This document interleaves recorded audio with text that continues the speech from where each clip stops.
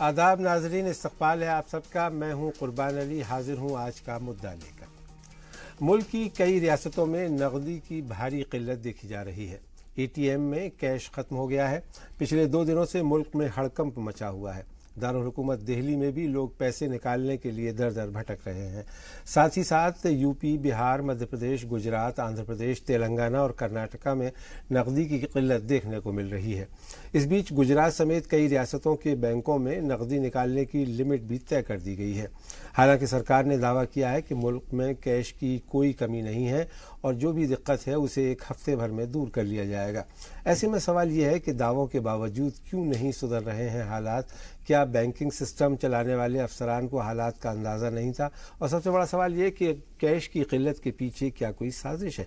इन्हीं सारे सवालों पर आज हम बात करेंगे। इस पर बात करने के लिए हमारे साथ जुड़ रहे हैं national organisation of bank workers के वाइस प्रेसिडेंट अश्विनी राणा, माहिर इक़्तिसादियात प्रोफेसर अरुण कुमार, सीनियर सरकर्दा सहाफ़ी परंजॉय गुहा ठाकुरता और BJP के तर्जमान महेश वर्मा। हम अपने तमाम मेहमानों का इस्तकबाल करते हैं, लेकिन इस मौजू पर गुफ्तगू शुरू करें। आइए देख लेते हैं एक रिपोर्ट।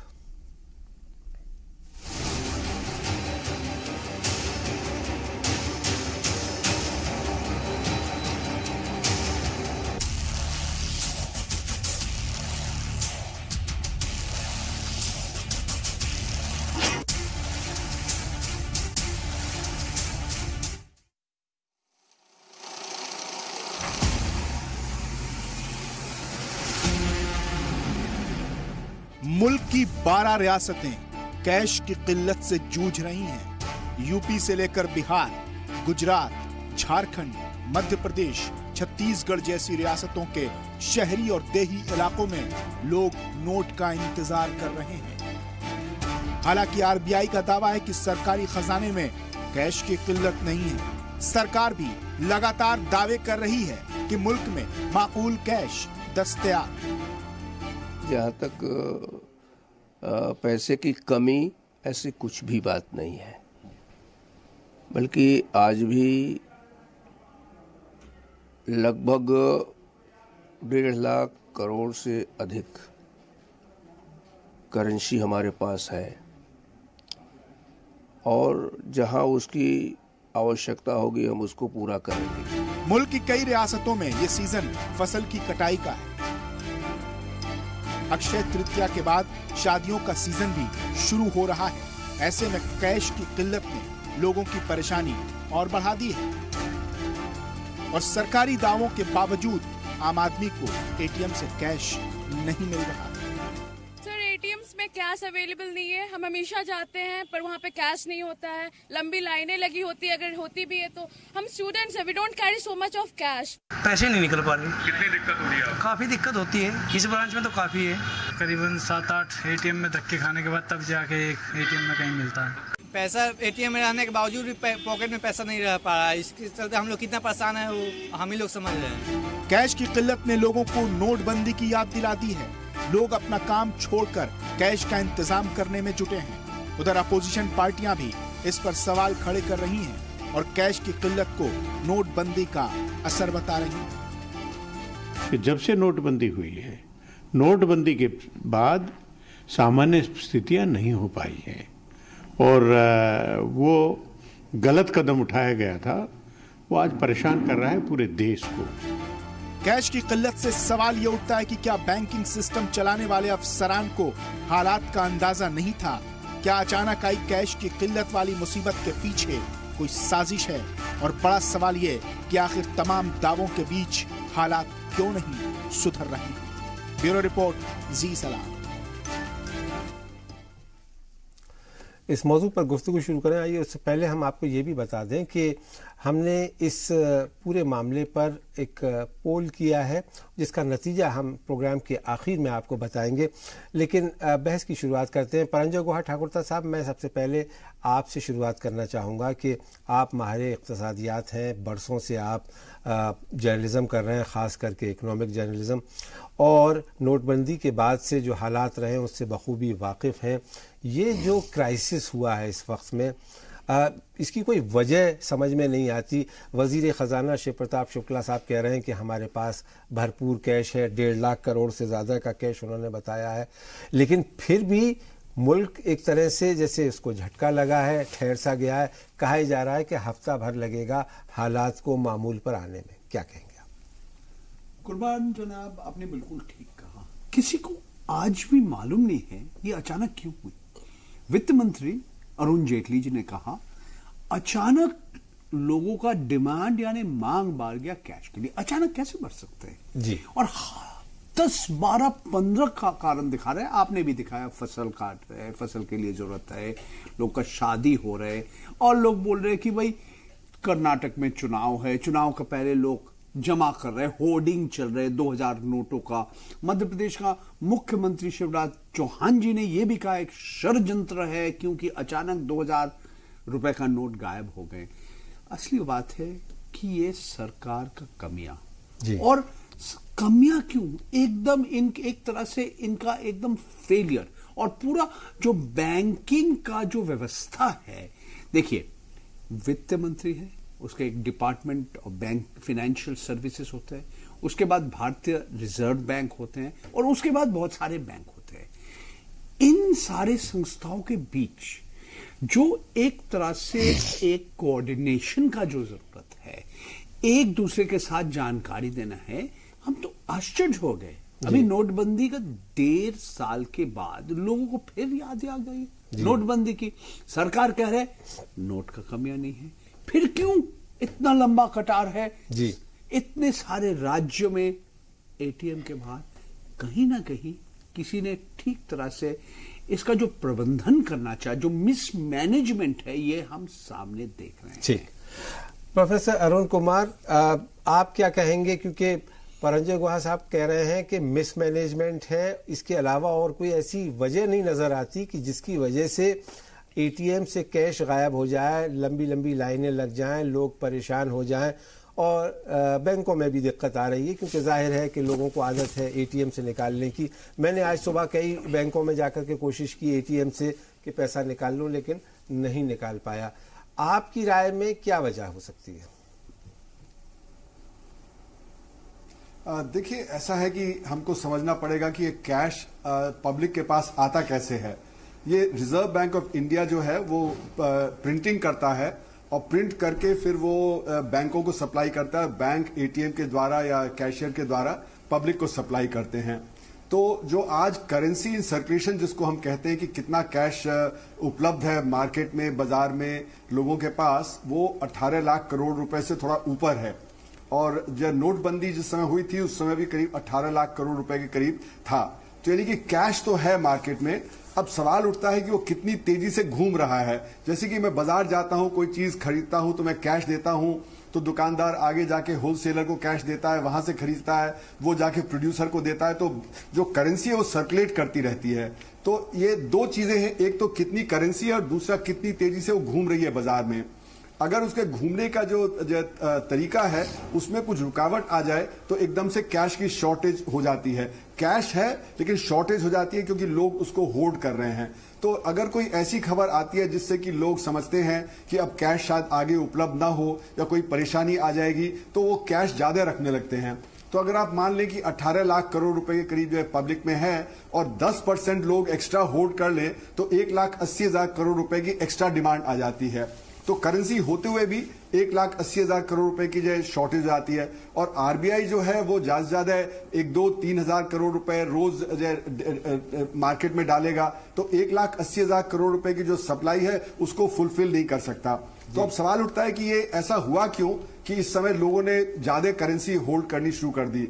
मेरा मानना है कि एक जो कहा जाता है कि कर्नाटक में इलेक्शन है, हो सकता है उसकी वजह से 1,500-2 हजार करोड़ रुपए एक्स्ट्रा जो है लोग होल्ड कर रहे हो सकता है कि फसल आ रही है, हो सकता है टैक्स पेमेंट हो सकता है कि जो एफआरडीआई बिल है उसके चलते हुए एक अफवाह चली थी कि अब जो आपका 1 लाख रुपए से ज्यादा का डिपॉजिट है वो सेफ नहीं है, तो लोग ज्यादा अपने पास पैसा रख रहे हैं, बैंकों में कम पैसा रख रहे हैं। ये भी एक वजह हो सकती है।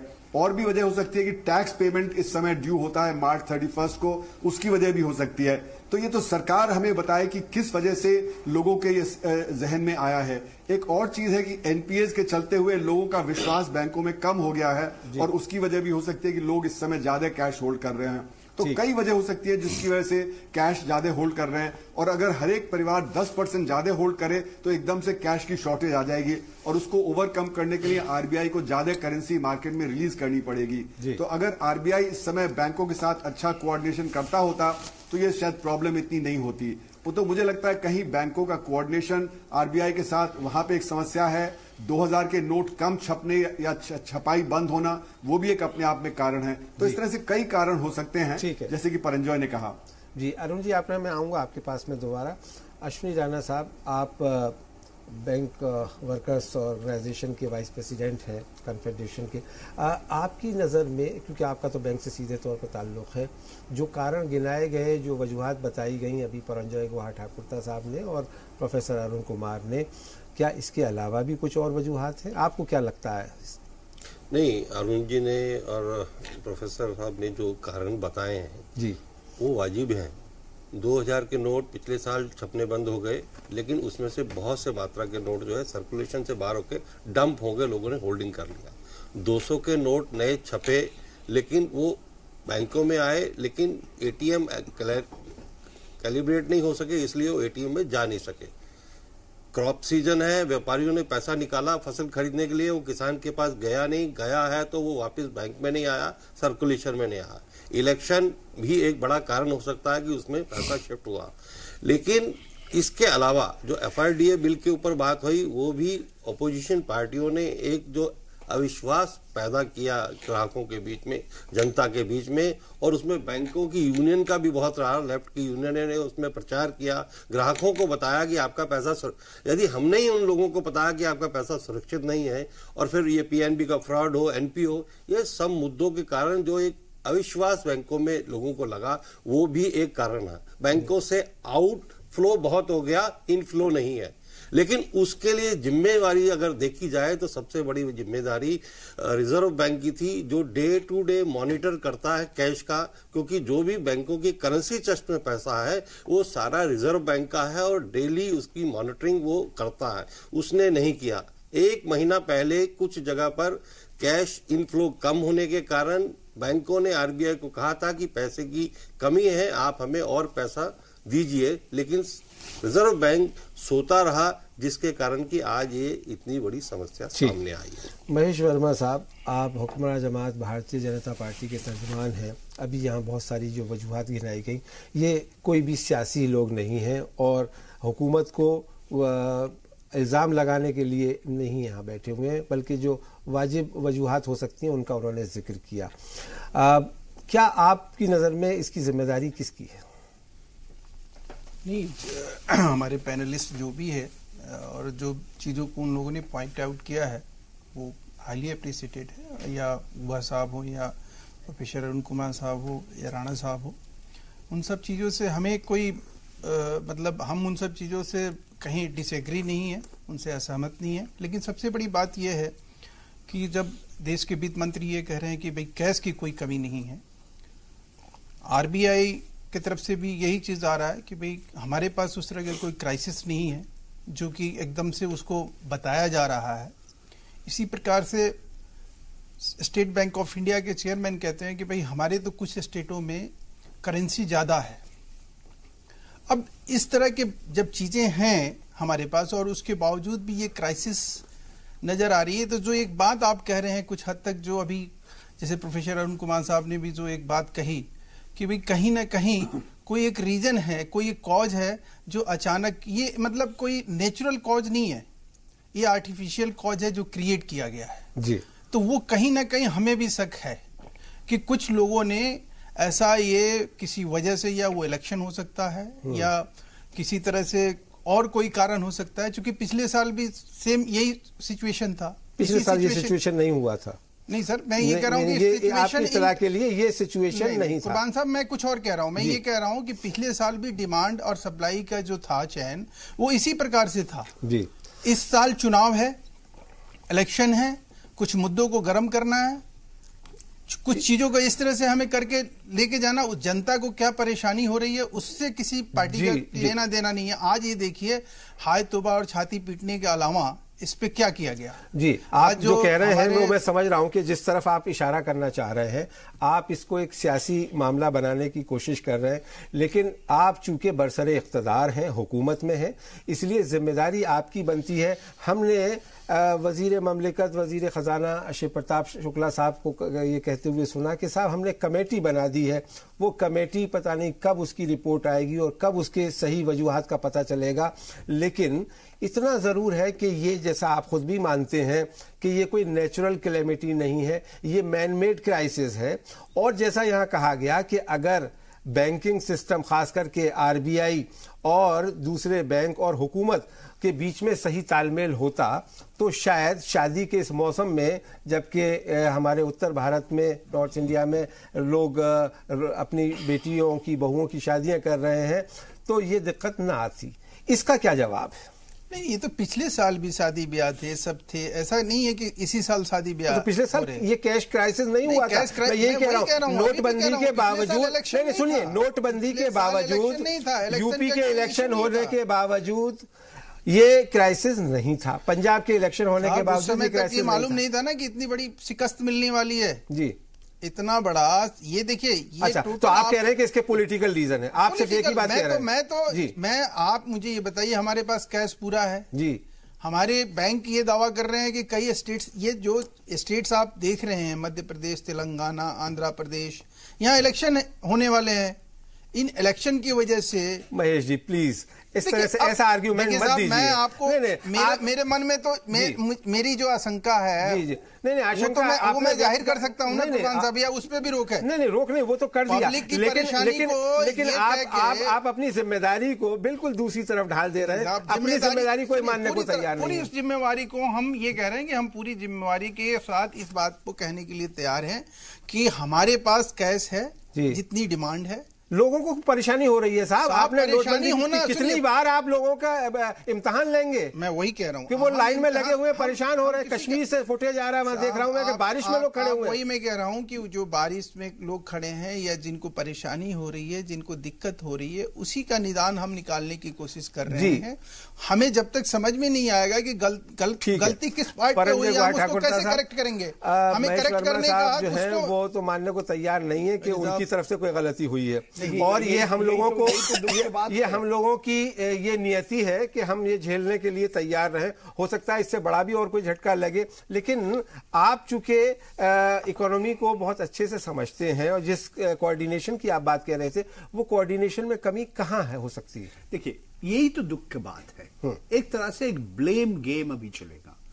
अरुण जेटली जी खुद कहा कि अचानक डिमांड बढ़ गया, मगर उन्होंने बताया नहीं क्यों बढ़ा।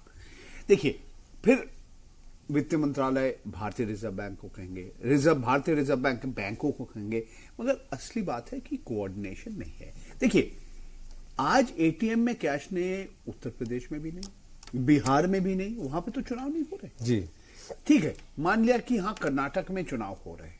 देखिए, असली बात है, और जो शायद भारतीय जनता पार्टी लोगों को मानने के लिए तैयार नहीं है, कि 1.5 साल के बाद, नोटबंदी के बाद, आम आदमी का जो एक विश्वसनीयता था, जो बैंकिंग सिस्टम के ऊपर, जिसमें एक करेंसी नोट में लिखा है आई प्रॉमिस टू पे द बियरर, भारतीय रिजर्व बैंक की बात करिए, एक के बाद एक बैंक का घोटाला हो गया, पंजाब नेशनल बैंक में भी हो गया, तो लोगों का जो विश्वसनीयता था बैंकिंग सिस्टम में वो कम हो गया। ये हमें मानना पड़ेगा। नोटबंदी के बाद मोदी जी ने क्या कहा था, प्रधानमंत्री जी ने, काला धन कम हो गया। कहां काला धन कम हो गया? उन्होंने बोला कि लेस कैश, कैशलेस सोसाइटी आएंगे, मगर आज खुद कह रहे हैं कि नोटबंदी के पहले जो सर्कुलेशन था उतना पैसा वापस आ गया सिस्टम में, तो कैशलेस कैसे हो गए हैं? आज क्यों 2000 रुपए का नोट लोग अपने घर पे रख रहे हैं, बैंक में नहीं रख रहे? ये जो अभी अभी अरुण कुमार जी ने कहा, क्यों ऐसे लोग डरे हुए हैं कि अगर हमारा बैंक में कुछ गलती, कुछ प्रॉब्लम हो जाता है कि बैंक फेलियर हो जाएगा तो हमारा पैसा वो ले लेंगे। तो असली बात है कि नोटबंदी के बाद जो आम आदमी का जो विश्वसनीयता था बैंकिंग सिस्टम में, वो काफी कम हो गया। भारत सरकार, प्रधानमंत्री नरेंद्र मोदी जन धन योजना हजारों बात कर रहे, बोल रहे कि एटीएम कैलिब्रेट नहीं हुआ, कोई कह रहे प्रिंटिंग प्रेस में क्यों काम नहीं हो रहा है, कागज का कमियां है, इंक का कमियां है, कारण क्या है? 10 कारण लोग दिखा रहे हैं मगर किसी ने नहीं बता रहा है अचानक क्यों हुआ। इसका मतलब है मिसमैनेजमेंट, प्रबंधन का कमियां, और कौन जिम्मेदारी है? जो सत्ते में है, जो सरकार है, उनको मानना ही पड़ेगा। अरुण जी, अभी हम फिर घूम फिर कर उसी सवाल के जवाब को तलाश करने की कोशिश कर रहे हैं कि जिसकी वजह से आम आदमी को, हम सबको ये दिक्कत का सामना करना पड़ रहा है। हम अपना पैसा भी अपने तरीके से इस्तेमाल नहीं कर सकते या उसे निकाल नहीं सकते। प्रधानमंत्री जी ने जब डीमोनेटाइजेशन का अनाउंस किया था 8 नवंबर को 2016 में, तो उन्होंने कहा था 50 दिन का वक्त दीजिए मुझे, 50 दिन की मोहलत उन्होंने मांगी थी और उस वक्त कहा था कि हालात मामूल पर आ जाएंगे। हालांकि ठीक 50 दिन में तो मामूल पर नहीं आए, लेकिन लोगों को किसी तरह से लोगों ने उस मुसीबत को झेल लिया। उसके बाद अब अचानक ये चीज़ हो जाती है, और जो आपने कारण गिनाए, जो आपने वजूहात बताई कि FRDA, NPA और जो ये बैंकों में घोटाले हुए हैं, उसकी वजह से लोगों का यकीन बैंकिंग सिस्टम में कम हो रहा है, जैसा परंजय जी भी कह रहे थे। लेकिन सवाल ये है कि लोगों को यकीन दिलाने के लिए हुकूमत की तरफ से क्या यकीन दहानी की गई, क्या काम किया गया आपकी नज़र में? देखिए, एक तरफ तो जैसे मिसमैनेजमेंट की बात है, उसको बेटर मैनेजमेंट करना बहुत जरूरी है, क्योंकि जैसे मिनिस्टर साहब ने कहा कि 1.5 से 2.25 लाख करोड़ रुपया अभी आरबीआई के पास पैसा है, तो सवाल उठता है कि अगर इतना पैसा था तो वो डिस्ट्रीब्यूट क्यों नहीं हुआ पिछले 3 हफ्तों से? अगर नहीं डिस्ट्रीब्यूट हुआ तो मतलब बैंकों में और आरबीआई में तालमेल सही नहीं है। तो अगर मिनिस्टर और बाकी जो सत्ता में हैं वो एश्योर करें कि इस तरह का मिसमैच नहीं होगा, तो एक कुछ राहत शायद धीरे धीरे सामने नजर आए। लेकिन मैं एक और बात कहना चाहता हूं कि बैंक जो आजकल हैं वो बहुत परेशानी में हैं। बैंक मैनेजमेंट, उनके ऊपर बहुत प्रेशर है, क्योंकि डिजिटाइजेशन के चलते हुए उनको केवाईसी और तरह तरह के आधार कार्ड और इस सब से, तो मैं जब भी बैंक जाता हूं तो मैं देखता हूं कि बैंक मैनेजर बहुत परेशानी में हैं। उनके पास समय नहीं है कि नॉर्मल बैंकिंग वो कर सकें, और अगर नॉर्मल बैंकिंग नहीं होता है तो एक डिमोरलाइजेशन हो जाता है बैंकिंग सिस्टम में। और एनपीएस जो आए तो उससे और ज्यादा डिमोरलाइजेशन बैंकिंग में हुआ। और फिर जब जो उनका टॉप मैनेजमेंट है उस पर जब प्रेशर पड़ा कि वहां पे जो क्रोनी कैपिटलिज्म चल रहा है, तो उससे जो टॉप मैनेजमेंट है वो भी मुझे लगता है कि काफी डिमोरलाइज्ड है सारे बैंकिंग सिस्टम का। तो इसका असर क्या होता है कि आपका ओवरऑल मैनेजमेंट एक परेशानी में आ जाता है, और उसीलिए शायद मिसमैच इस समय चल रहा है कि जो टॉप मैनेजमेंट है और जो आरबीआई है उसमें कोऑर्डिनेशन ठीक नहीं है। आरबीआई एनपीएस की तरफ प्रेस कर रहा है, जो मैनेजमेंट है वो अपने आप को बचाने में लगा हुआ है। तो मुझे लगता है कि एक ओवरऑल बैंकिंग का क्राइसिस है। इस बैंकिंग के क्राइसिस को सुलझाना इस समय आरबीआई का भी काम है और मिनिस्ट्री ऑफ फाइनेंस का भी काम है कि ये क्राइसिस को किस तरह से सुलझा के बैंकिंग में क्रेडिबिलिटी दोबारा लाएं, बैंकिंग की जो सुचारू चलने का जो ढंग है उसको कैसे सुचारू बनाया जाए। जब तक ये सब नहीं होता है तो इस तरह के क्राइसिस समय समय पे आते चले जाएंगे। नहीं, लेकिन अभी फौरी तौर पे सरकार क्या कर सकती है? क्योंकि दिक्कत यह बताई जा रही है कि साहब एटीएम मशीन जो है उसमें जो 200 के नोट हैं वो कई जगह नहीं ठीक से हो पा रहे हैं, और जो उसका सिस्टम है एटीएम का वही डिस्टर्ब हो गया है। ये सिर्फ कैश की बात नहीं है कि सिर्फ कैश नहीं है, बल्कि ये कि एक टेक्निकल सवाल भी है। तो देखिए, ऐसा है कि 200 रुपए का नोट तो अभी जो प्रचलन में है उसकी संख्या बहुत ज्यादा नहीं है। अभी जो खबर आई कि 90% जो नोट हैं वो 500 रुपए और 2000 के रुपए के नोट हैं। तो ऐसा नहीं कि 200 रुपए के नोट एटीएम में अगर जो ठीक से नहीं सुचारू रूप से चल रहे हैं तो उसकी वजह से क्राइसिस है। मेरा मानना है जो टोटल क्राइसिस है यहाँ पे एक लैक ऑफ कॉन्फिडेंस है पब्लिक में, जिसकी वजह से पब्लिक ज्यादा नोट होल्ड कर रही है। और ये जब तक जो पब्लिक में कॉन्फिडेंस नहीं आएगा तब तक वो सिर्फ 200 रुपए के नोट को जो करके वो सारी बात सुलझ नहीं जाएगी। तो मेरा मानना है पब्लिक में कॉन्फिडेंस लाना बहुत जरूरी है।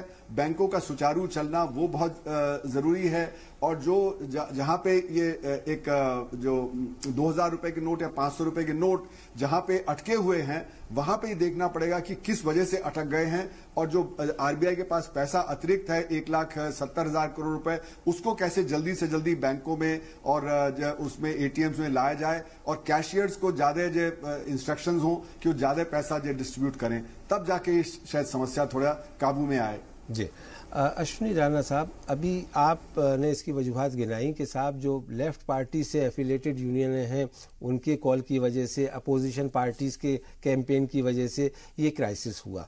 लेकिन अब क्राइसिस तो हो गया, और आपकी बात को मैं एक मिनट के लिए मान भी लूं, लेकिन सवाल ये कि इसका निदान क्या है?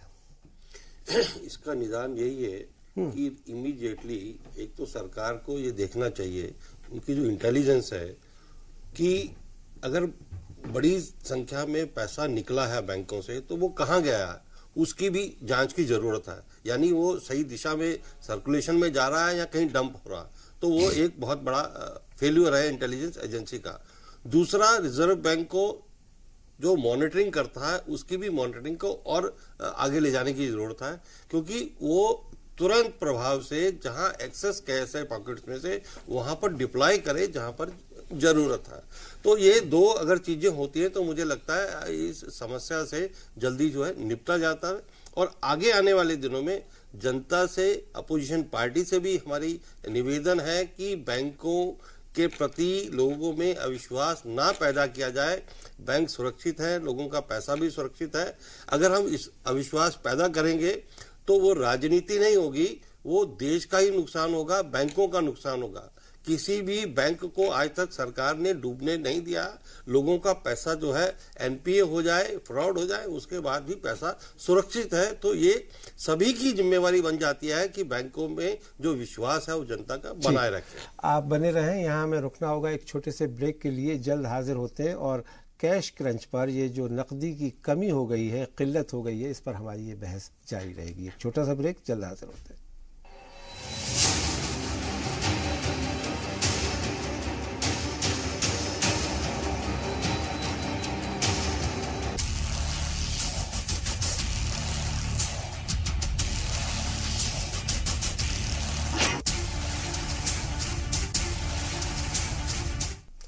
ब्रेक के बाद एक बार फिर आप सभी का खैर मकदम है। आप देख रहे हैं जी सलाम पर आज का मुद्दा, जिसमें हम बात कर रहे हैं नकदी की जो किल्लत हो गई है, जो कैश क्रंच हो गया है, जिसकी वजह से आम लोग, अवाम परेशान हैं। और इसका रीज़न क्या है, इसकी वजूहात क्या हैं, ये अभी तक सामने नहीं आया। हुकूमत ने ऐलान किया है कि उसने एक कमेटी बनाई है, वो कमेटी इन तमाम वजूहात का पता लगाने की कोशिश करेगी, और ना मालूम कब उसकी रिपोर्ट आएगी, ये भी किसी को मालूम नहीं है। महेश वर्मा साहब, एक हुक्मरान जमात का तर्जमान और एक जिम्मेदार तर्जमान होने के नाते मैं आपसे एक बार फिर ये पूछना चाहता हूँ कि ये एक मैन मेड क्राइसिस है और वो पिछले कई हफ्तों से चल रहा था, ये आज एक दिन में तो हो नहीं गया है। अभी भी ये कहा जा रहा है कि एक हफ्ते, तो क्या हुकूमत की इंटेलिजेंस फेलियर कहा जाए इसे, या क्या कहा जाए कि पूरा मुल्क स्टैंड स्टिल पे आ गया और आपको पता ही नहीं चला? कुमन साहब, फर्स्ट ऑफ ऑल मैं इस बात के लिए आपको साधुवाद देता हूँ, धन्यवाद करता हूँ कि मैं अभी तक चैनलों पे, जितने भी चैनलों पे इस इशूज पे जितने भी डिबेट में देख रहे थे, हो हल्ला हंगामा के अलावा और क्रिटिसिज्म के अलावा किसी आदमी ने ये बात नहीं कही कि आप एक मुझे बता दीजिए कि इसका सॉल्यूशन क्या है। ये जो सॉल्यूशन की बात कही, you are the first person,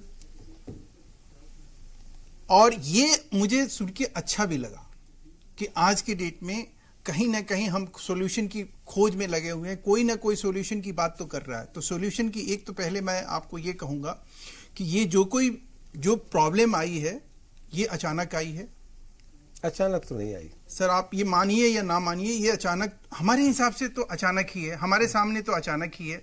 और अगर हम भी कहीं कोई चीज आज जितने, या प्रोफेसर अरुण कुमार हो या मिस्टर गुहा हो या हमारे राणा साहब हैं, इन लोगों ने जितने चीजों को पॉइंट आउट, या आपने भी खुद से पॉइंट आउट किया कि साहब ये प्रॉब्लम है, ये चीज है, हम उस पर भी नजर डाल के देखेंगे, हम उसकी भी तहकीकात करेंगे कि क्या ऐसा हुआ है, और जो लोग दोषी हैं इसके निश्चित रूप से वो दंड के भागी होंगे। लेकिन सवाल है कि आज की डेट में हमारी जो ये है कि भाई हमारे पास कैश भी है, हमारे पास सब कुछ है, उसके बावजूद भी कौन से ऐसे लोग हैं, कौन वो कल्प्रीट हैं जो जनता को इस तरह से परेशान करने पे तुले हुए हैं। ये हमारे लिए आज की डेट में बहुत बड़ा यक्ष प्रश्न है। और इसी के समाधान के लिए हमने जो कमेटी, हमारे फाइनेंस मिनिस्टर ने जो हमारे शिवप्रताप शुक्ला जी ने जो बात कही, उसका एक रीजन यही था साहब कि कमेटी बनाने का, कि उस तक पहुंचने का जो कि ऐसे लोगों को, या वो कम्युनिस्ट हो या कांग्रेस हो या पॉलिटिकल अपॉर्चुनिस्ट हैं, वो उनको हम आज ये टाइम ना दे कि जनता के इस जख्म पे वो नमक छिड़कने के बजाय। जी महेश वर्मा साहब, बहुत शुक्रिया। बहुत खूबसूरत अंदाज में आपने अपनी पार्टी की तर्जमानी की और बात रखी, लेकिन हम तुझे वाली समझते जो ना बादाख्वार होता। आज end of the day fact ये है कि आपको भी शायद तकलीफ हो रही होगी, अगर नहीं हो रही है तो जाहिर हैरत की बात है, लेकिन ये कि इस मुल्क के आम आदमी को तकलीफ हो रही है, वो ये उम्मीद नहीं करता आपकी पार्टी से कि जो इस दावे के साथ हुकूमत में आई थी कि हम सबके साथ इंसाफ करेंगे, किसी को कोई परेशानी नहीं होने दी जाएगी। आपके यहाँ तो वायदा किया गया था जनाब के 15-15 लाख रुपए आएंगे अकाउंट में, लेकिन वो तो नहीं, बल्कि जो अकाउंट में पैसा है उसका भी इस्तेमाल करने में पापड़ बेलने पड़ रहे हैं। अरुण कुमार जी, ज़रा आप मुझे ये बताइए, क्योंकि आपने कई किताबें भी लिखी हैं ब्लैक मनी से लेकर के और तमाम चीज़ों पर, इकोनॉमी पर, ये जो कहा गया बार बार कि साहब डिमोनेटाइजेशन किया गया था, इसका मकसद ब्लैक मनी को वापस लाना था, वो तो आया नहीं, जितना पैसा था उतना ही आ गया, बल्कि और उससे ज़्यादा आ गया शायद। और जो ब्लैक मनी पे नकेल की या टेररिज्म पर या जो हमारा नक्सलवाद है उस पर नकेल करने की बात थी, वो कहीं नज़र नहीं आई। क्या वजह रही? देखिए, ये एक धारणा थी कि ब्लैक का मतलब कैश होता है, और अगर हम सिस्टम से कैश निकाल देंगे तो ब्लैक इकॉनमी खत्म हो जाएगी, और ब्लैक इकॉनमी जब खत्म होगी तो काउंटरफीटिंग पे भी असर होगा, टेररिज्म पे भी असर होगा। पर यही एक गलत धारणा थी, क्योंकि जो ब्लैक होता है वो कैश नहीं होता है। सिर्फ ब्लैक वेल्थ में कैश का हिस्सा सिर्फ 1% होता है, और जो ब्लैक की कमाई होती है, जिसको हम ब्लैक इनकम बोलते हैं, उसमें उसका हिस्सा बहुत ही छोटा होता है, और वो एक प्रोसेस होता है, और प्रोसेस कैश के खत्म होने से नहीं जाता है। तो अब देखिए कि जैसे नाइजीरिया है, नाइजीरिया में कैश टू जीडीपी रेशियो 1.4% है, लेकिन वहां पे करप्शन का लेवल बहुत हाई है। स्वीडन में भी 1.4% है, लेकिन वहां पे करप्शन का लेवल बहुत कम है। जापान में 18% कैश जीडीपी रेशियो है, लेकिन वहां पे करप्शन बहुत कम है। तो कैश का डायरेक्ट लिंक नहीं है ब्लैक इकोनॉमी से और करप्शन से, और इसीलिए ये जो कदम उठाया गया था ये कामयाब नहीं हुआ। लेकिन जो नोटबंदी है उसका एक असर ये हुआ हमारी अर्थव्यवस्था पे कि बैंकिंग सिस्टम एक क्राइसिस में चला गया। बैंकों को सारा टाइम सिर्फ पेपर वर्क करना, उनको जो कैश से डील करना, और जो नॉर्मल बैंकिंग है वो नहीं कर पाना, और जो जनता है वो थोड़ा उसका जो एक था कि बैंकिंग से हम अपना पैसा निकाल सकते हैं सही समय पे, वो थोड़ा एक इत्मीनान उनका जो बैंकिंग से कम हो गया, उनका करेंसी से भी इत्मीनान कम हो गया है।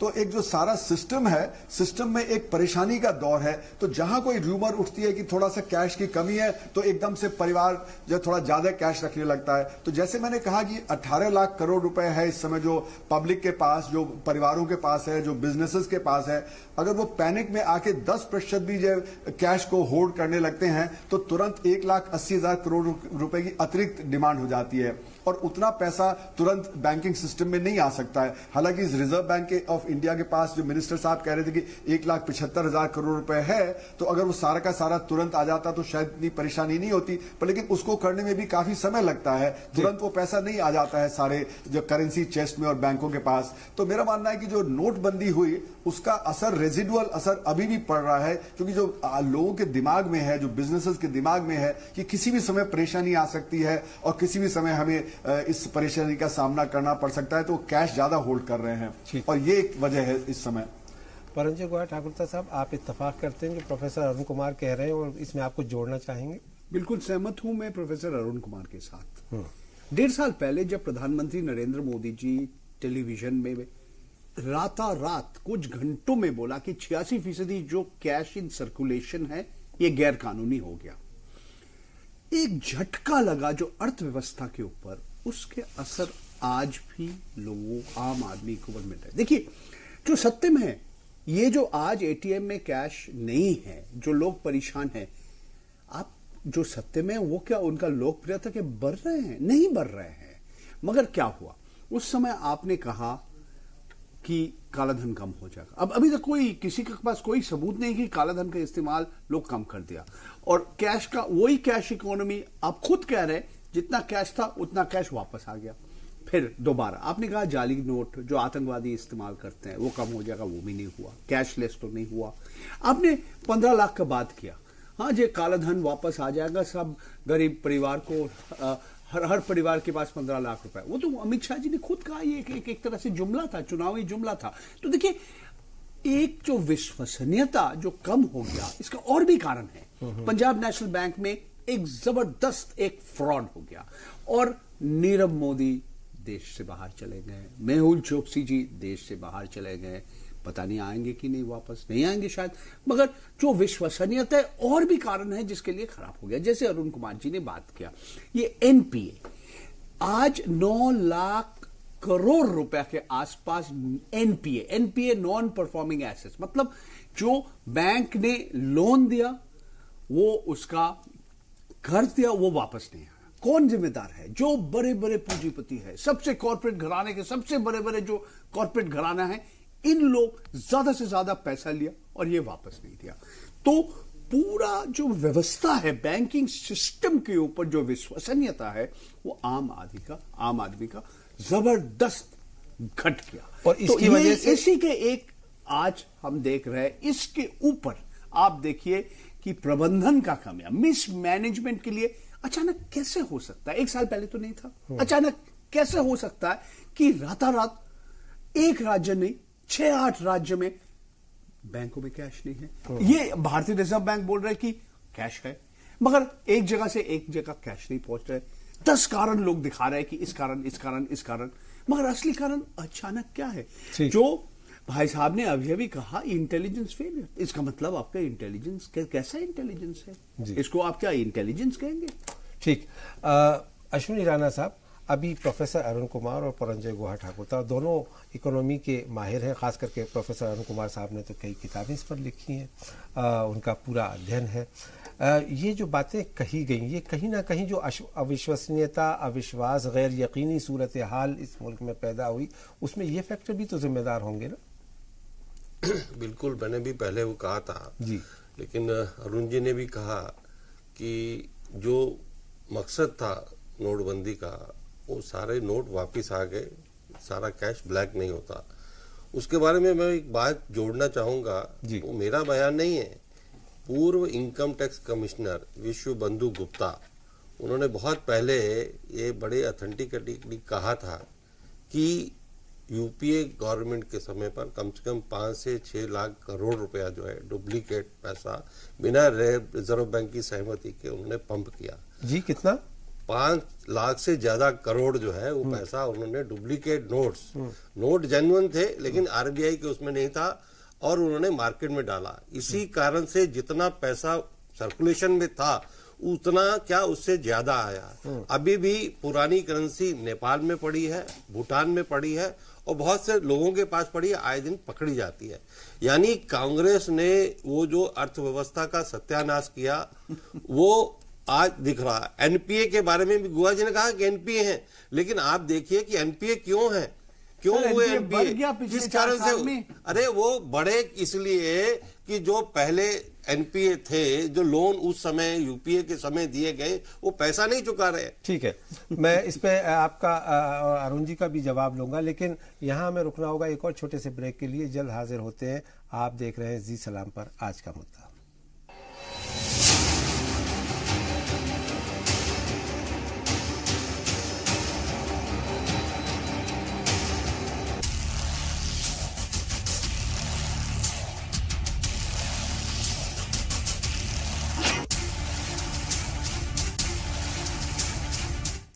ब्रेक के बाद एक बार फिर आप सबका खैर मकदम है। आप देख रहे हैं जी सलाम, और जी सलाम के प्राइम टाइम शो आज का मुद्दा में हम बात कर रहे हैं कैश की किल्लत क्यों हो गई। क्या वजूहात हैं कि आज एटीएम मशीनों में पैसा नहीं है और लोग अपना पैसा इस्तेमाल करने के लिए दर दर की ठोकरें खा रहे हैं।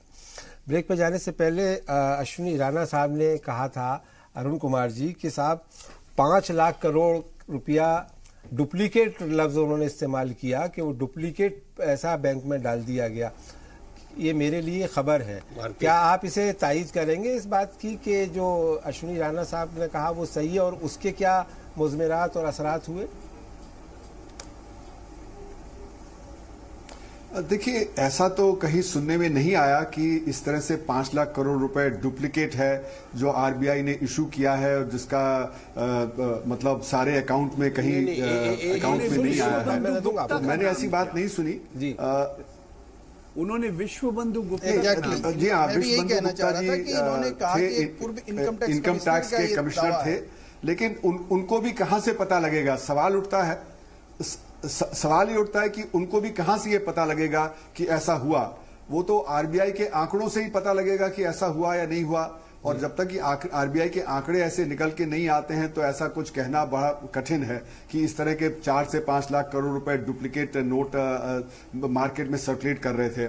अभी जो आंकड़े आए हैं आरबीआई के, तो उसमें बताया गया है कि जो एनुअल रिपोर्ट में कि 99% जो नोट थे वो वापस आए हैं, और जो बाकी पैसा है वो जैसे कहा गया नेपाल में पड़ा है, वो कोऑपरेटिव बैंक्स के पास पड़ा था, तो करीब करीब पूरा ही पैसा वापस आ गया है। और जो 5 लाख करोड़ रुपए शायद डुप्लीकेट रहा हो, अगर ऐसा कहीं हुआ हो तो वो कहा गया, इसके बारे में किसी को अभी कुछ पता नहीं है।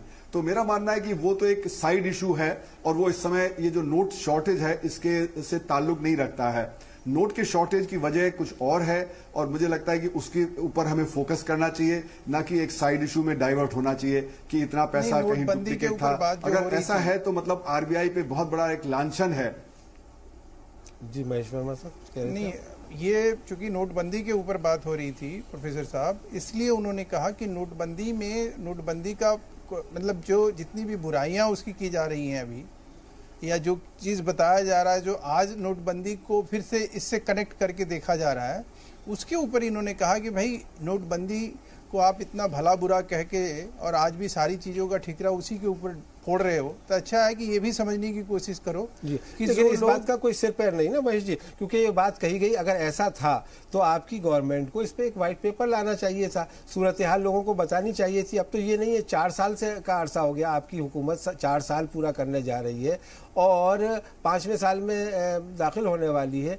ऐसे में एक अफवाह को ये कह देना कि साहब ऐसा भी हुआ था, तो ये तो बहुत काल्पनिक चीज है। नहीं है, ऑथेंटिकेटेड है, उनकी स्टेटमेंट रिकॉर्ड में है। तो विश्वबंधु गुप्ता कोई आखिरी चीज नहीं है, माफ कीजिएगा, लेकिन आप जो मान रहे हैं इस बात को, अगर उसकी वजह बताइए कि आप किस बेसिस पे इस बात पे यकीन कर रहे हैं। पूर्व इनकम टैक्स कमिश्नर थे, वो बात अगर एक मामूली इनकम टैक्स अफसर जो है वो कुछ कह देगा तो उसको आप ऑथेंटिक मान लेंगे? वो कुछ गलत बात नहीं, अगर उसने गलत कहा तो उसको क्यों नहीं, तो ये तो सरकार को कंट्राडिक्ट करना चाहिए था ना। ठीक है, जी जी, मैं आ रहा हूँ आपके पास परंजय जी। मैं जी एक चीज और आपको मैं कहना चाहूंगा, जो कि मुझे आज की डिबेट में ही मुझे थोड़ा सा अच्छा लगा, जैसे प्रोफेसर अरुण कुमार साहब ने जो बात कही कि देखिए जो दिक्कत है, जो चीज़ें हैं, एक तो बदनाम करके किसी इंस्टीट्यूशन को, उससे किसी को कुछ हासिल नहीं मिलेगा, कुछ भी। मतलब आज के डेट में आप किसको बदनाम किया जा रहा है? जो ये हमारे बैंकिंग इंस्टीट्यूशंस हैं, इनको ये कह के कि भाई यहाँ एनपीए 9000 करोड़ का हो गया तो अब ये बैंक नहीं चलेंगे, अब ये खत्म हो जाएंगे। देखिए साहब, ये कभी भी किसी भी तरह से ये फैक्ट हर एक दौर में रहा है, पिछले 70 साल से ये फैक्ट रहा है। अच्छा, अब फिर आप 70 साल बनाम 4 साल पे आ गए। कुर्बान साहब, अगर आप इस चीज को तोलने की कोशिश करेंगे, इस तरह के इंस्टीट्यूशन हम being a citizen of the India, ये हमारी ड्यूटी भी होती है कि हम उस चीज को कम से कम डैमेज ना करें। साहब, क्या आपको नहीं लगता कि इस जो सूरत हाल है पूरी, इस पर गवर्नमेंट को एक वाइट पेपर जारी करना चाहिए? क्योंकि अभी कमेटी कब तक ये इसके बारे में गौर करेगी, कब वो रिपोर्ट देगी, कौन इसके लिए जिम्मेदार है? जब तक इराक से तिरियाक आएगा तब तक सांप का काटा मर जाएगा। बिल्कुल सर, जब तक समिति का रिपोर्ट आ जाएगा तब तक ये समस्या का समाधान भी खत्म हो जाएगा। मगर बहुत सारे सवाल उठते हैं कि नोटबंदी के बाद भारतीय रिजर्व बैंक को 10 महीना क्यों लगा नोट गिनने में? पहला बात है। आज की डेट में नोट सर्कुलेशन पे आज की समस्या पे बात करिए ना। आज की समस्या पे बात कर रहा हूं। नहीं कुर्बान साहब, जो बात इशू है ना उसके ऊपर वो बात कहें तो अच्छा लगता है। जी जी, नहीं उसी पे आपको भी मौका मैं भी दे रहा हूं, क्योंकि कमियां है कुछ भारतीय रिजर्व बैंक में। यही मैं बोल रहा हूँ ये इंस्टीट्यूशन का विश्वसनीयता मैं अकेला नहीं कर पाता हूँ। ये नोटबंदी के बाद भारतीय रिजर्व बैंक के ऊपर जो आम आदमी का जो विश्वसनीयता कम हो गया, इसके लिए सरकार जिम्मेदार है। मैं साफ बोल रहा हूं जी। अगर एक मिनट आप हमारा बात खत्म कर दीजिए। आप जब बात कर रहे थे तो मैं तो एकदम चुपचाप सुन रहा था। साहब ये बात तो मुझे समझ में आप कोई कॉज देके आप कॉज देके समझाइए ना। मैं कह रहा हूं कि जी इस्लाम के एटीएम मैनेजमेंट ठीक तरह से नहीं किया। आप एटीएम मैनेजमेंट अभी तक कैश का मैनेजमेंट ठीक तरह से नहीं कर पा रहे, इसके जिम्मेदार कौन है? आपका समिति। सर ये एक मिनट सर, आप सुन लीजिए ना, उनकी बात सुन लीजिए। आपने देखिए, आपने अभी तारीफ की थी मेरे शो में। ये कोशिश होती है कि आमतौर पर तू में ना हो। आपको बात में तो मैं तो एक बार भी आपको इंटरप्ट नहीं किया। देखिए, आप जो एनपीए के बात हो रहे हैं ना, एनपीए ठीक है, 10 साल जब कांग्रेस सरकार थे, यूपीए सरकार थे, करीब 5-6 लाख करोड़ का था। 4 साल में कैसे 9 लाख करोड़ हो गया? ये सवाल का जवाब देना चाहिए सरकार को। देखिए, बहुत सारे आज कमियां हैं जो बैंकिंग सिस्टम में, वो रातारात कुछ नहीं हुआ। मेरा कहना यह भी है कि ये 4 साल में इस सरकार के समय में और 1.5 साल में नोटबंदी के बाद ये बैंकिंग सिस्टम, पूरा बैंकिंग व्यवस्था में आम आदमी का जो विश्वसनीयता है ये कम हो गया। 1 साल के बाद एक रूमर चल रहे थे कि 2000 नोट फिर नोटबंदी हो जाएगा, फिर लोग एक तरह से पैनिक कर रहे हैं। अभी जो अरुण कुमार जी ने कहा कि एकदम इतना नाजुक स्थिति है, थोड़ा सा कोई 19-20 हो जाए, 10% लोग या 10% पैसा ज्यादा कैश में रखता है, एटीएम की एक समस्या हो जाता है। देखिए, ये सरकार के छवि उज्जवल नहीं करते हैं। भारतीय जनता पार्टी के सरकार का छवि तो लोकप्रियता नहीं बढ़ रहे हैं। तो मैं उन्हीं के बोल रहा हूं, अपने राजनीतिक हित के बारे में। आप ठीक है, कांग्रेस को गाली दीजिए, आप 70 साल कांग्रेस को गाली दीजिए, मगर आपका जो प्रबंधन जिस तरह से होना चाहिए, जब मैनेजमेंट जैसा होना चाहिए, इसमें रिजर्व बैंक का कमियां क्या है, बैंकों का क्या कमियां है, वित्त मंत्रालय के, otherwise you would not have had this problem. यही मेरा कहना है। जी फरमाइए। कुर्बान साहब, जो आप बात कह रहे हैं, देखिए बीच में थोड़ी सी चीज़ें ऐसी होती है जिसको करेक्ट करने की भी ज़रूरत होती है। हम भी यहाँ पर आए हैं तो उस समस्या का जो आप इशू डिस्कस कर रहे हैं उसका एक सॉल्यूशन भी देना चाहिए। हम सबकी ड्यूटी भी बनती है बीइंग ए पैनलिस्ट। एक अरुण कुमार साहब ने जो बात कही, मतलब ऑन दी स्पॉट ही बात उन्होंने रखी। अब उसका वो कोई उसका सब्सटेंशियल कोई इशू नहीं है, वो फैक्टर्स नहीं है कि जिसको हम गवर्नमेंट आज उसको मान ले। और दूसरा आप कह रहे हैं कि वाइट पेपर, और तीसरा इन्होंने गुहा साहब कहा कि इसके ऊपर जो है एनपीए एक बहुत बड़ा कॉज है, एक बहुत बड़ा कारण है। अब मैं फिर कहूँगा तो फिर आप ये कहेंगे कि आप इस पे पॉलिटिक्स कर रहे हैं, आप अपना पॉलिटिकल एंगल इसमें देख रहे हैं। हकीकत यह है कि एनपीए किसके टाइम से और कितना प्रतिशत रहा, और उसको संभालते संभालते सरकार जो है आज जहां पर है, प्रोफेसर अरुण कुमार साहब भी बता सकते हैं उस चीज को। आपको व्हाइट पेपर लाने की जरूरत नहीं है, ऐसे हमारे हैं और ये इकोनॉमिक एक्सपर्ट, आप इनसे पूछ लीजिए। ठीक है, मैं पूछूंगा, आप अपनी बात कंप्लीट करें तो फिर मैं पूछूं उनसे। एक बात। दूसरी बात कि आप कोई भी चीज, कोई सॉल्यूशन, जैसे इन्होंने कहा कि भाई नोटबंदी के बाद एक समस्या जो पैदा हुई कि एक डिप्रेशन में चला गया सिस्टम हमारा, उस डिप्रेशन से बाहर निकालने के लिए जो व्यवस्था करनी चाहिए थी वो हुई या नहीं हुई, वो की गई या नहीं की गई, ये देखने की जरूरत है। हो सकता है प्रोफेसर साहब को बहुत सारी बातें मालूम ना हो।